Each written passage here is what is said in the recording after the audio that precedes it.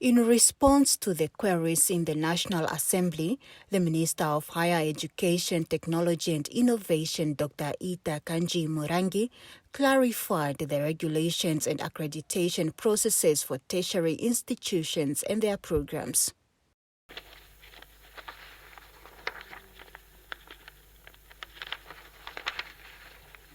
The latter legislation prescribes the academic and professional qualifications and the institutions to offer training leading to such qualifications for purpose of admission of legal practitioners. Honorable Speaker, honorable members, on the question regarding articulation of triumphant college diploma holders to UNAM law degrees, what is worth noting is that higher education programs at different tertiary institutions, for instance, any two universities, may bear the same descriptor, title or caption, but differ drastically in scope, content, depth, duration, as well as the number of credits that one gets at the end of the program.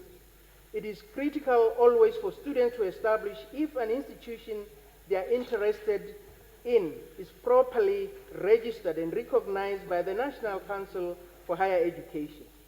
Equally important is to establish if the academic program one seeks to pursue is accredited by the National Qualifications Regulatory Body, and that is the Namibia Qualifications Authority.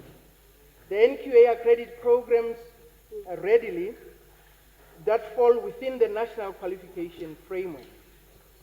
The qualification to be earned at the exit point of a accredited program is usually known, and so is the number of credits a student would obtain upon completion.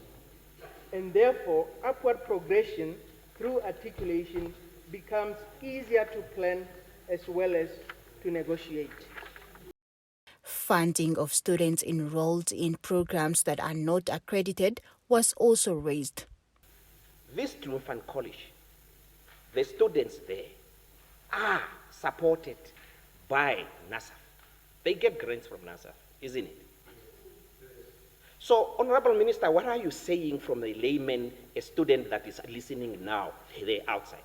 If the students at this institution are getting taxpayers' money from the state, they sit in that college for that degree for 3 years, they pay in excess of the first year perhaps 10,000, the second year 20,000, the third year another 20,000 to complete their diploma.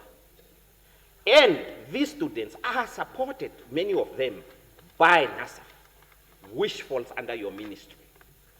But how does NASAF then support and give money to students at a college that you claim that at the end of their 3-year qualifications, they cannot be admitted to UNAM for further studies of the LLB? Now, how does that make any sense? For me, it does not make any sense. The minister stated that it is a anomaly for students to receive funding while studying unaccredited programs. With regards to the aspect of law, teaching law, that you are saying, how come students are sponsored to do law at Triumphant College, but they cannot proceed? This is where I indicated to say that for every student, in fact, when NASFAF realizes or discovers that a program is not accredited by NQA, it does not fund it. She stressed that students in such programs may face challenges in furthering their education or accessing certain career opportunities. Serafiana Dunya, NBC News, Windhoek.